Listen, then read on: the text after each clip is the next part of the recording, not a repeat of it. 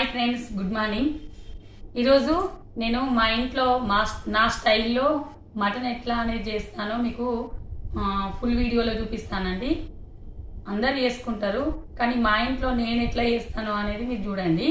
ఒకవేళ గిట్ట మీకు నచ్చినట్లయితే మీరు కూడా ట్రై చేయండి, కామెంట్ చేయండి, సబ్స్క్రైబ్ చేసుకోండి. 1/2 కిలో మటన్, ఉప్పు, కారం, ఉల్లిపాయ ముక్కలు, మిరపకాయ ముక్కలు, పసుపు, కొత్తిమీర, కుడక పొడి స్టార్ట్ చేస్తున్నాను. ముందుగా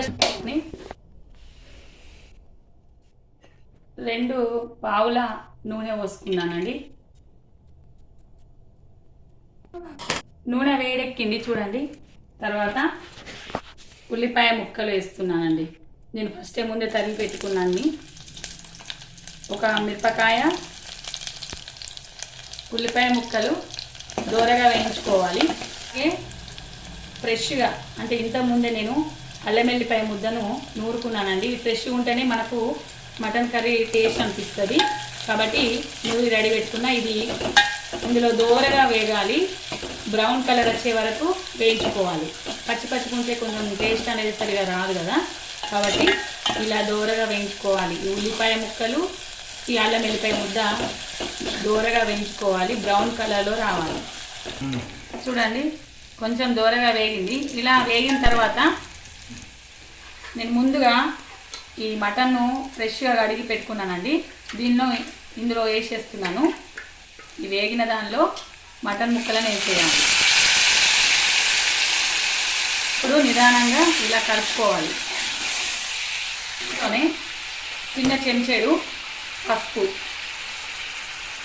వేసుకోవాలి. ఇలా కలుపుకున్న తర్వాత 2 చెంచాల కారం,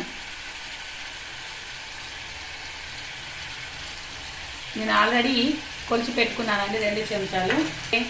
కుడుక, ఇందులో కుడుకను వేయించి లవంగాలు, యాలకులు, బగారాకు అన్నీ వేయించి వీటిని ఏం చేసినట్టే పొడి చేసి పెట్టుకున్నా. దీనిలో వేస్తున్నా.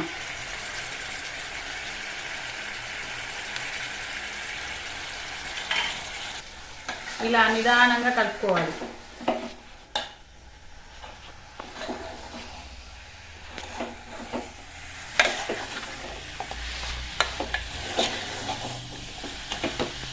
హాయ్ ఫ్రెండ్స్, నేను వంటలు చేస్తాను. మరియు ఏంటంటే నాకు చిన్న తెలిసినటువంటి ఏమైనా యాక్టివిటీస్ ఉంటే కూడా చేస్తానండి. నాకు వంటలు చేయడం అంటే చాలా ఇష్టం. ఒకవేళ మీకు నేను ఏది చేస్తే బాగుంటుంది అనుకుంటే కామెంట్ చేయండి. దీనికి ఇప్పుడు ఈ చేసినటువంటి వీడియోకి కనీసం ఒక 50 లైక్స్ అన్న రావాలని నేను కోరుకుంటున్నా.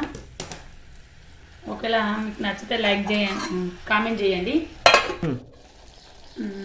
చూడండి ఎలా ఉడికిందో, కొంచెం ఉడికింది. ఇప్పుడు ఇందులో మనం కొన్ని నీళ్ళు పోసుకోవాలండి. ఒకసారి కలుపుకొని మూత పెట్టేసుకొని ఉడకబెట్టుకోవాలి. ఇప్పుడు కూర ఎలా ఉడికిందో చూద్దామండి.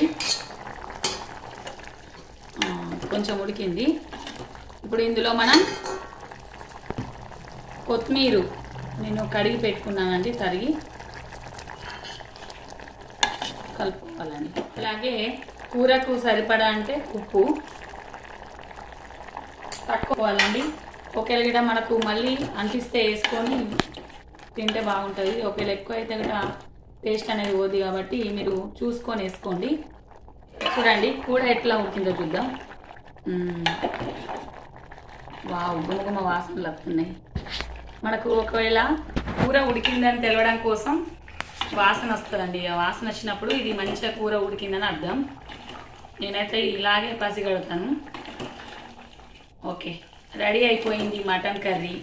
మా ఇంటి స్టైల్లో నేను వండినటువంటి మటన్ కర్రీ ఈ విధంగానే చేస్తానండి నేను.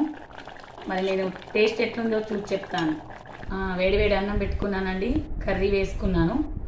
నేను దీన్ని తిని టేస్ట్ ఎట్లుందో చెప్తానండి.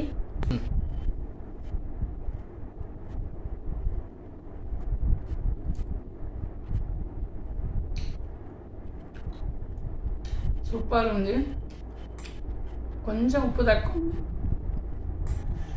మీరు కూడా ఒకవేళ తక్కువ అనిపిస్తే మళ్ళీ వేసుకొని తినండి. నాకైతే మటన్ కర్రీ చాలా బాగా నచ్చింది. మీకు ఎంతమందికి నచ్చింది నేను వండింది కామెంట్ చేయండి, సబ్స్క్రైబ్ చేయండి. బాయ్.